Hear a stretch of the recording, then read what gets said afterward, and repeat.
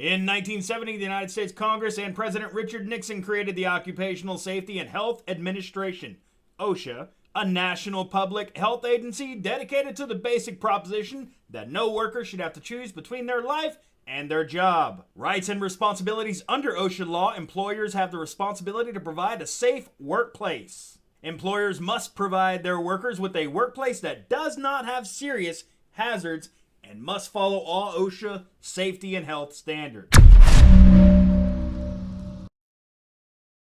OSHA further requires that employers must first try to eliminate or reduce hazards by making feasible changes in working conditions, rather than relying on personal protective equipment such as masks, gloves, or earplugs. Switching to safer chemicals, enclosing processes to trap harmful fumes, or using ventilation systems to clean the air are examples of effective ways to eliminate or reduce risks. Did y'all get all that? Nah, I didn't think so. Don't worry, we're going to make this easy for you. We're going to take a very extreme situation and break it down so that way we can apply it to all of our jobs as the situation dictates. So let's say we have our employees and their skin is melting off. That's right. We don't know why. So we start doing an investigation. And oh, that's right. We work at a nuclear testing facility. So we have the explosions that's causing the radiation. But wait a minute, that's not the tool. The tool is actually the bombs that are being dropped. That's the tool that's delivering the radiation. So that's what we need to look at. OSHA wants us to start with elimination. So we talk to our politicians. We say, hey, politicians, can y'all go talk to all the rest of the countries of the world and y'all all agree that we don't need nuclear weapons anymore? No, you can't do that? All right. Now we move down to substitution. Substitution is changing the tool, changing the chemical, changing the actual tool or cause of the hazard. For our situation, could we use hydrogen bombs? They have less radioactive fallout. Could this be our alternative? No, we can't? All right, we move down to engineering controls. Now, engineering controls is actually one of the most common ones we see. That's where we see things like machine guarding, we see welding blankets, we see hard barricades that stop us from having a fall. Those are engineering controls. For our situation, could we throw up some hard bunkers that would protect our people from the immediate nuclear fallout? No, we can't? All right. Now we move down to administrative controls. This one is a weird one, but it's all about the people.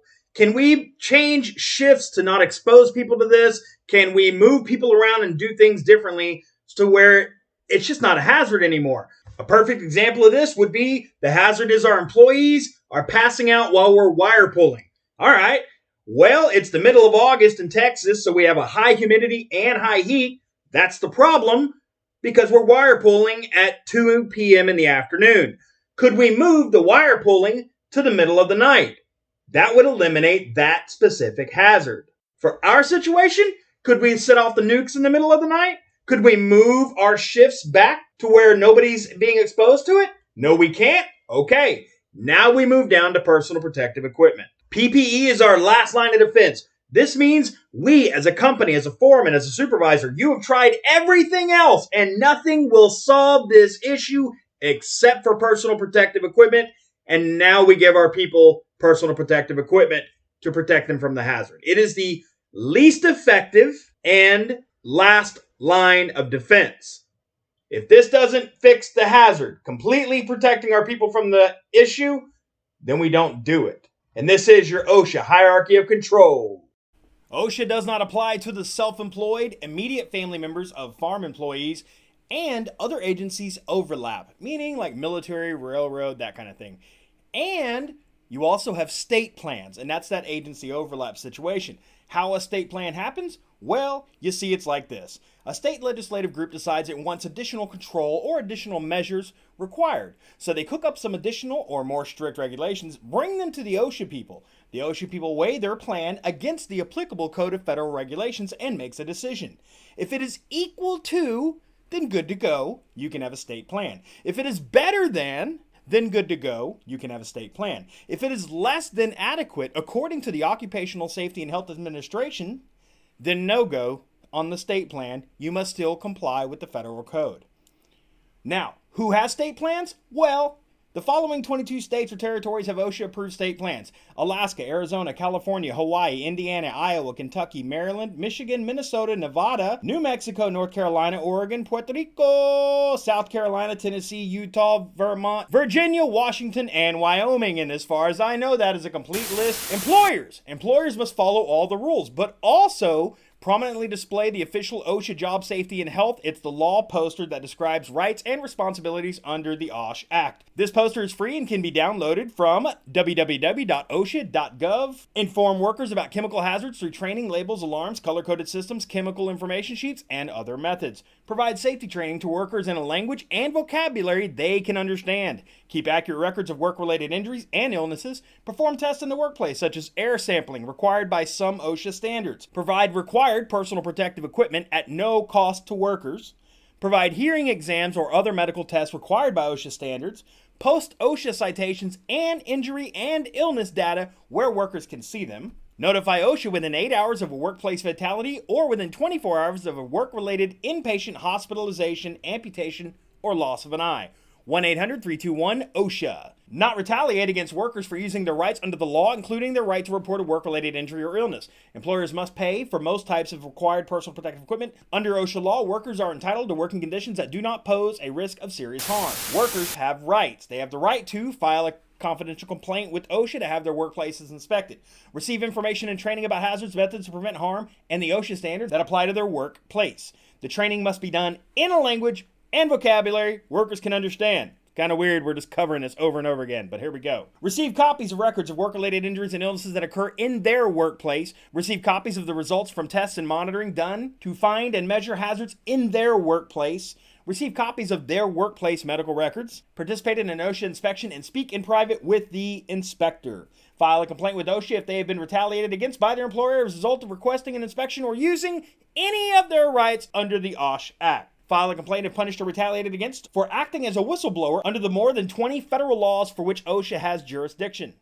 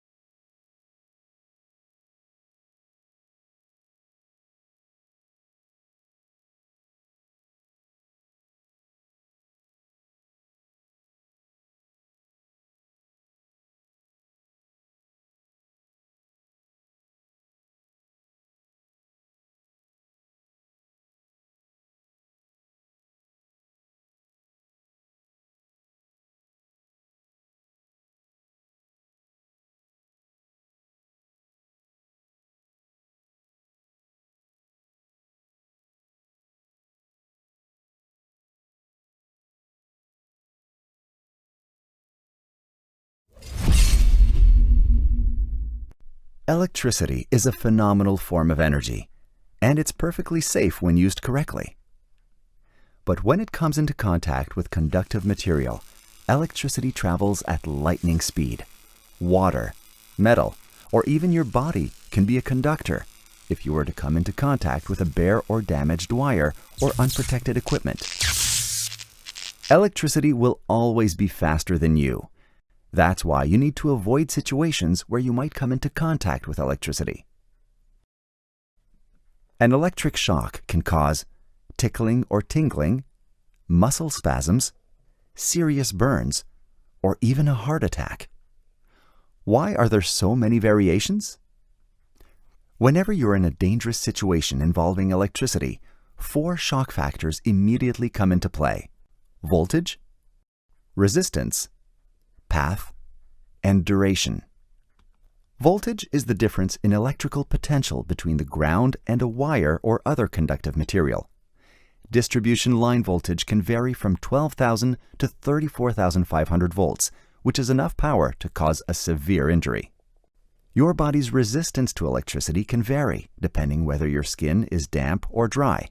How the electricity flows through your body will have a major impact on the degree of electrical shock. There's a far bigger risk of internal injury when the current travels through your heart as opposed to just jumping from finger to finger. Contact can last for just a few milliseconds or more than a second, but even a few milliseconds is enough to injure you. The severity of the electric shock is determined by the combination of the various shock factors. It's impossible to predict exactly what the outcome will be before the accident, and it all happens in a flash. Electricity will always be faster than you. There's no such thing as a safe shock where electricity is concerned, but there's an easy way to prevent accidents. Avoid dangerous situations. Paul's story: danger near power lines. Paul thinks there's too much shade in his backyard. He'll fix that. It won't take long.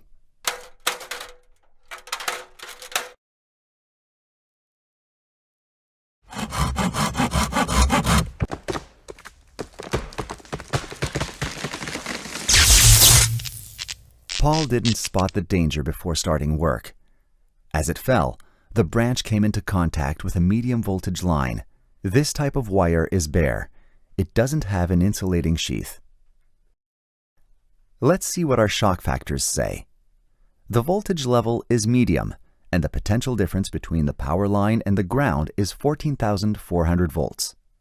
When Paul was working, the current could reach 10,000 amperes in case of contact. The sap in the branch conducts electricity. Paul has been sweating, so his skin is also damp, and his ladder is made of metal. Resistance to the current is low. The current traveled through the branch, entered Paul's body through his hand, and exited through his hip, then continued through the ladder to the ground. All of this happened in just a second. The outcome? A serious electric shock leading to burns, the amputation of one arm, and the loss of part of his liver, plus broken bones from falling off the ladder. Things could have been even worse if his saw had touched the line. Avoiding accidents is simple. Locate power lines before starting any work or activity involving heights. Stay at a safe distance, and make sure nothing gets close to the lines. No tools, ladders, scaffolding, or kites. Nothing. Most electrical accidents happen when we're distracted or in a rush. To stay safe, be aware of the dangerous situations that pose a risk of electrical contact. Take a second to have a look at our site, hydroquebec.com/safety. It could save your life or the lives of people you care about.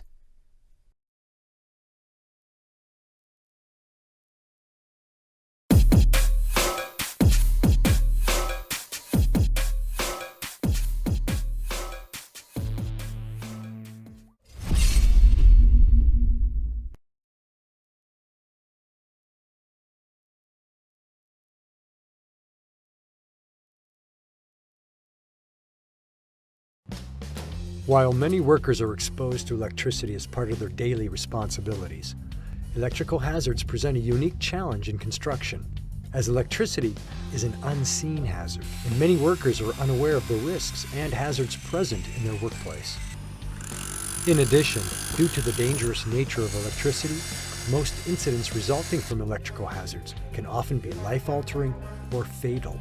It's important to understand and recognize the top risks and hazards involved with working with or around electricity, and the proper techniques to mitigate and control these hazards.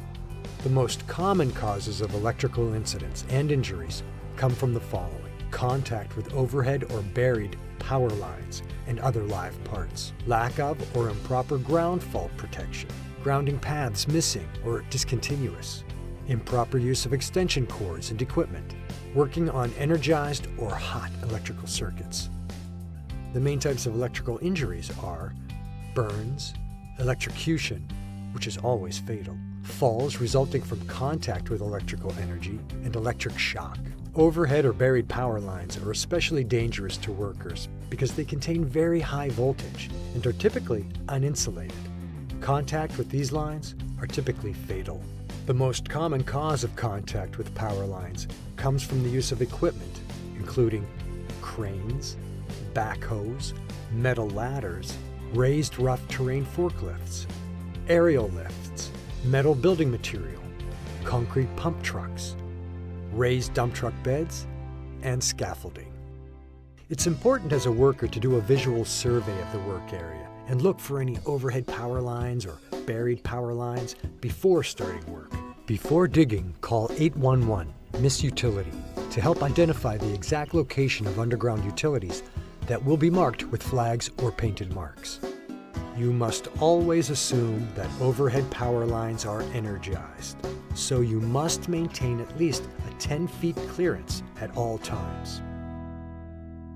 Missing switch plates or receptacle covers around electrical outlets and missing covers on breaker boxes can lead to workers being exposed to live electrical parts and inadvertently making contact with it. So receptacle and switch covers must always be installed when there is live power to the outlets. Normal use of electrical equipment on construction sites causes wear and tear that can lead to exposed wires and damaged insulation and short-circuiting. Without proper GFCI protection, any of these conditions can lead to a ground fault, sending electrical current through a worker's body, causing electrical burns, fires, explosion, shock, or electrocution. To avoid these hazards, use GFCI protection on 120 volt, 15 and 20 amp receptacles. Use double insulated or properly grounded tools and equipment, and follow manufacturer's instructions on proper usage. And always inspect all equipment and tools before use, and remove from service any tool with frayed, damaged cords, missing ground pins, and damaged or cracked tool casings. Most electrical tools and equipment have safety features built into them by the manufacturer. However, if used in ways not intended by the manufacturer, operators of such equipment can no longer rely on these features. Examples of misuse of equipment are using electrical cords or tools with worn or damaged insulation and exposed wires, using modified cords or tools that may be missing faceplates, ground pins, or insulation, fabricating extension cords with Romex wire, using junction boxes designed to be mounted with a power cord and placing them on the floor, using electrical equipment outdoors that is only designed for use indoors, and not using 3-wire extension cords designed for hard or junior hard service typical for construction usage. It's important to only use tools and equipment approved to meet OSHA electrical standards and according to manufacturer specifications. Being exposed to energized live parts while working on or near them can be extremely dangerous. Never work on energized or hot electrical circuits until all power is shut off or de-energized and a lockout-tagout system is in place, which protect workers from the dangers of the accidental or unexpected startup of electrical equipment. If the work can only be performed on live energized equipment, an electrical hazard analysis must be conducted. and safety-related work practices outlined in National Fire Protection Association 70E must be followed. Following these practices will keep you working safely.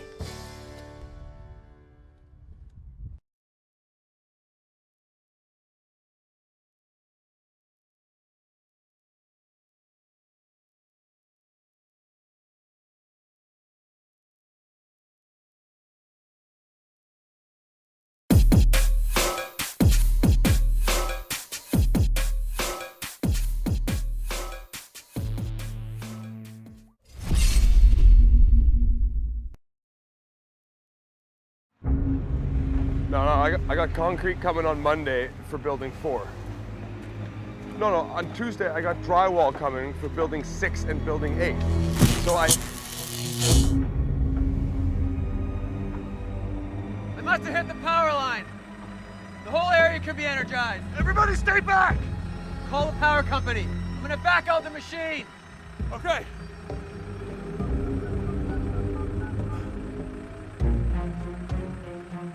Before any digging begins, always contact BC One Call and locate all underground utilities. If the ground does become energized, the area around the point of contact for at least 10 meters will be hazardous. If you do make contact with a power line and can safely move your machine out of contact, do so. For more information on working near underground utilities, go to WorkSafeBc.com or bchydro.com/besafe.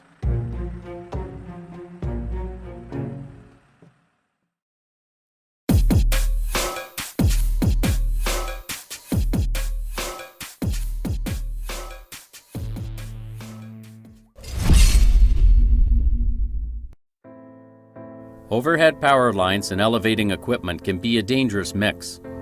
You don't even have to touch the power lines. Get close enough to one, and like lightning, the electricity can jump across an air gap. This is known as flashover, and it's what happened to one young worker. The young worker had been cleaning and performing service checks on 2 scissor lifts at the rear of a rental yard. The service checks included raising the lift to full height. The worker had finished working on one of the lifts.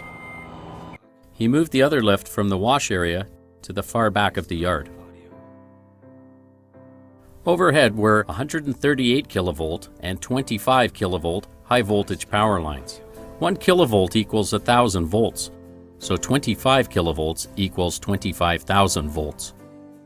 Labels on the lifts warned to keep clear of power lines.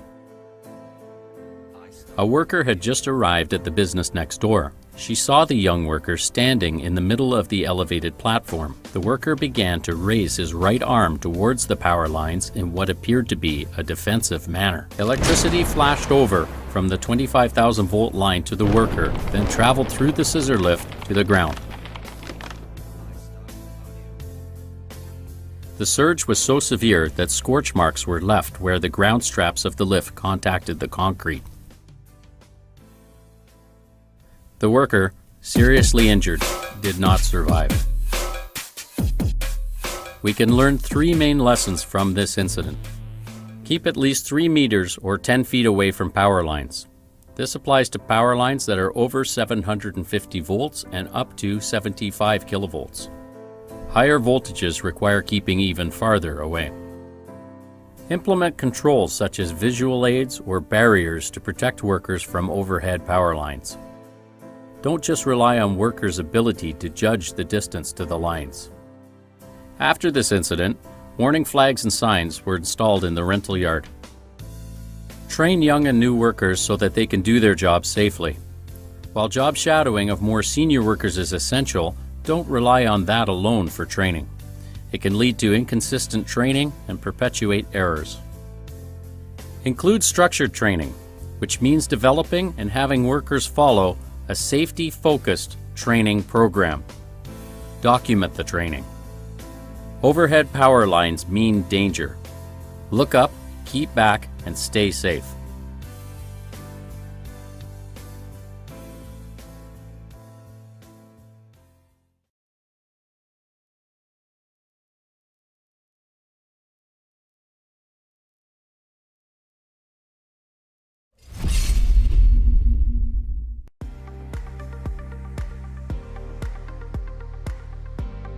Knowing how to change a car battery can save you the expense of a tow truck or trip to the repair shop. As long as you take some safety precautions, changing a battery is an easy DIY project. Here's a list of the supplies you'll need.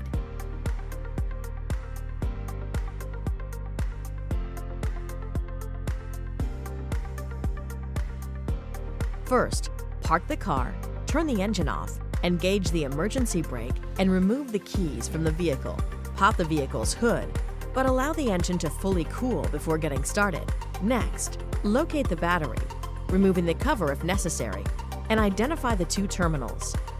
The negative terminal may have a minus sign near the post and a black cable. The positive terminal will have a plus sign and a red plastic cover.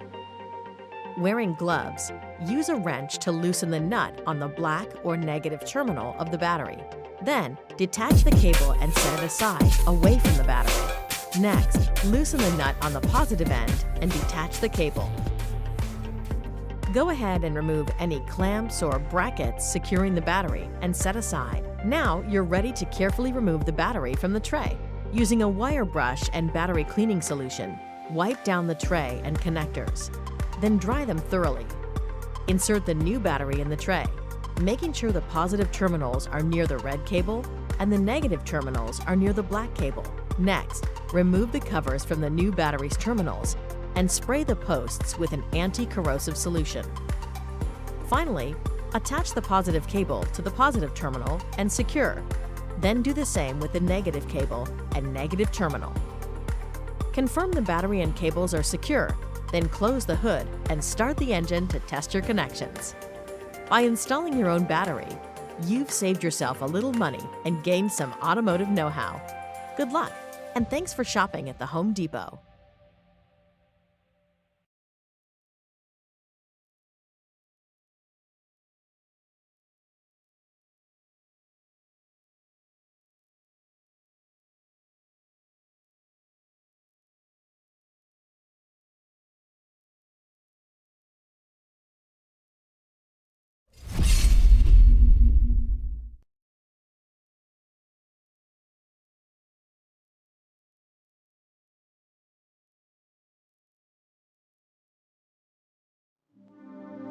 This particular night, things were pretty normal. That's just that a person didn't stay focused. Everything was down and you could just feel a steel in the air. It was like you could just know something was wrong. It's the worst thing I've ever seen in my life. Useless. It shouldn't have happened. I've got an image burned into my mind that'll probably be there forever. Someone lost their life for nothing. We lost a friend, and he's missed. Folks miss Eddie.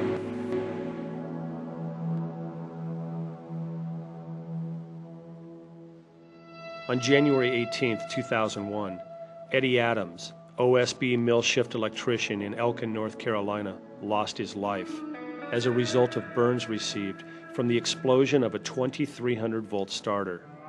Eddie left behind his wife, 2 children, and countless friends. Eddie's friends and co-workers produced the following program in order to share their thoughts and to prevent a tragedy like this from ever happening again. As we go through this door, we're entering the MCC room number 1,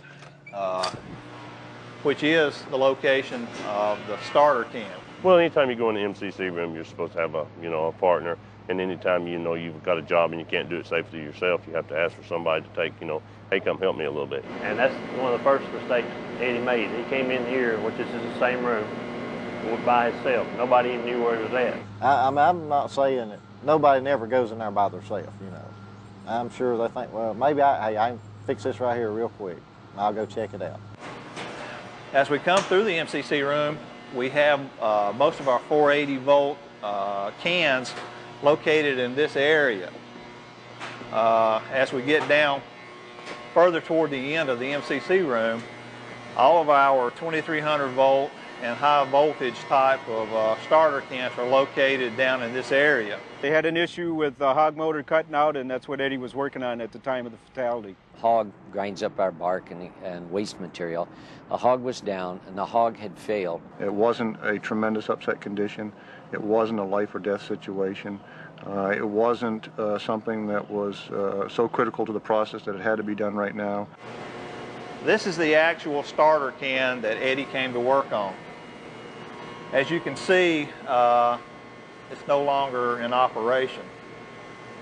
When we were at the point that we were able to go ahead and start putting the equipment back online, this was damaged to the point that we couldn't use it any longer. When Eddie came in to work on this piece of equipment, he had to have pulled the handle down on the starter to do a lockout. This particular piece of equipment, you can't open the door unless you disconnect the breaker. There's no way that you can open that can without throwing the disconnect down. You can't do it. So he throwed it down. He did that part right. But once he got in there, he throwed the breaker back up. So then it was live. When he did that, he used a multimeter and was using a multimeter, and we feel like that maybe he was trying to check the fuses to see if he had a blown fuse. He thought he was on 600 volt, had a 600 volt meter, put it across phases of a 2300 volt system. Even though it was marked all over it, and there were all kinds of indicators used in a 2300 volt panel, he didn't recognize it. You can't check 2300 volts with a 1000 volt meter. As he attempted to do that, whatever he did inside this box created an arc with an explosion. And as the explosion, or as the starter exploded, of course a ball of fire came out into Eddie's face. We found Eddie's hard hat here on the floor, along with his multimeter that had blown up. It had melted. We know that from the impact that Eddie was slammed into this cabinet here. We also found evidence of some tissue and some hair on this panel itself. When the explosion took place, every light in the mill went off, so we feel like it was probably dark in here for a few seconds, and Eddie was on fire. The dryers started on fire. They got fire suppression signals that the suppression system was activated. No one knew what had happened. Most people assumed there'd been a power outage. Well, there had been. But immediately no one understood that that power outage is because the circuit was shorted through Eddie Adams. Eddie turned at that point and went in this direction. There was a small table type device sitting here, and it appears as though Eddie either slipped or bumped into the table. We found his watch, we found some coins and some bits of clothing laying on the floor here. So it appears as though Eddie might have slipped and stumbled into this table. He got up and went in this direction, starting towards this door. And we feel like that Eddie realized that he was not going to be able to get out this door. So he turned and started back in this direction. There was a roll-around toolbox sitting here with some plastic covers over the top. And as Eddie went by, he swiped that top, and it actually melted the covers there. He also started on through here, and again we found bits and pieces of clothing throughout this area. He opened this door and went out into the blending area. It's pretty obvious to tell what he did. He took his meter, probably laid it on the floor down. He had to squat down more likely. And you can see from the heat right here where the fireball started, he put his meter on there just like that. As soon as he did it, that was it. It blowed. The fireball blowed right there between them. And you can see the heat where it's melted the fuse. It's actually welded the fuses. Here it's welded the stabs together. All the fireball was right here in front of his face. And when it blowed up, and the energy from that fireball caught him on fire. And the rest is pretty much history. this guy was burnt plumb out of his clothes. I mean, there was a T-shirt band, the waistband in his belt was all that was on him. I mean, that was all that was on him. He took it upon himself to go in and try and do the last steps of troubleshooting before making a decision to change the motor. And for whatever reason, what he was working on was not foremost in his mind at that time, and what he was doing was not communicated to others, and others didn't ask questions of Eddie. I think in this case we had somebody who was really anxious to help. As the pastor said at the service, Eddie would drop anything to help you. If you needed some help, he would drop whatever he's doing and come over and help you. He'd do that at home, he'd do that in the community, he'd do that all the time. And I think that behavior of I'll run and fix it, I'll take care of it, because I know what to do, I'll run in there and I'll fix it, is a behavior that we have to watch. As he came through the door, it appears as though he slipped again. We also found some fluids, body fluids, some skin, and again, pieces and parts of his clothing. He proceeded to go up next to the form line and down the form line. And of course, as he was going down the form line, it was still dark. And in different spots along the form line here, we found bits and pieces of his clothing. You know, some of them told me that they had seen him from,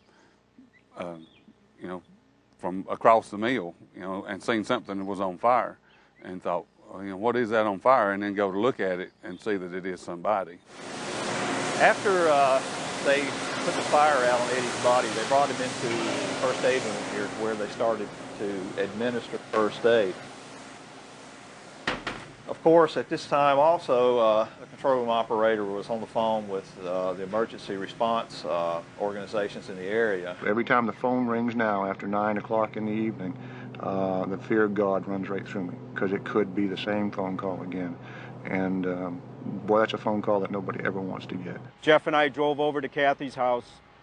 We had to call Kathy from the driveway, inform her that we needed to talk to her. Eddie was conscious and he was still focused and was able to talk with our first responders and with the EMTs. And really, until we got to Winston and talked to the doctors down there and kind of seen how the trauma team acted when we got to him, or when they got to him, I knew then that this is pretty grim. As he talked with the EMTs that transported him to Winston-Salem, he also told them that he thought he was on 440 or 480, and that he had really screwed up big time. Carelessness, really. It was something that you just don't rush into. Anytime you're dealing with electricity, you just don't rush into it. You almost have to try to get hurt. You have to do something that violates the policy, something that violates common sense. You have to do something totally off the wall to get hurt. Again, Eddie was alert and was able to talk with the EMTs as they were transporting him to the hospital. And the next day, Eddie died.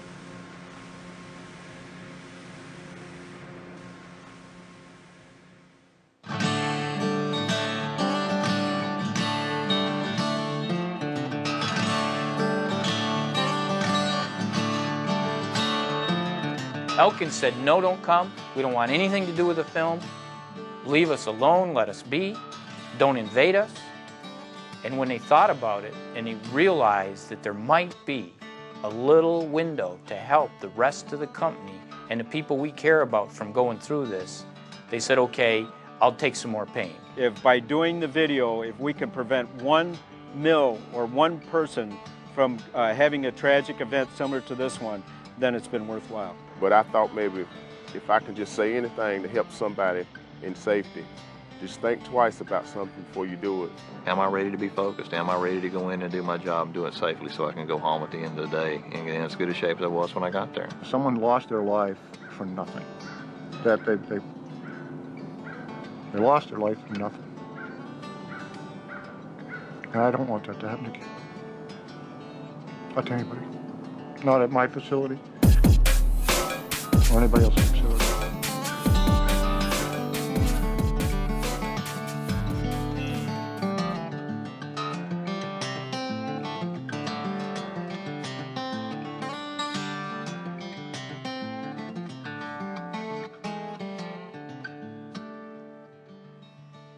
Anytime you want to test your electrical circuits to make sure that they're not energized after you've locked it out and you're going to be working on it, you always want to use 2 meters. One, you use the tick tracer right here. And if below 600 volts, you can hold it without the hot stick. But when you go above 600 volts, you need to hold it with the hot stick. And also use a second meter anytime on 480 or below that. Once you get above 600, then you're going to want to use this hot stick always. You're going to want to wear your proper rated gloves and your face shield. And keep in mind too, you always want to partner with you, either one 600 above or below.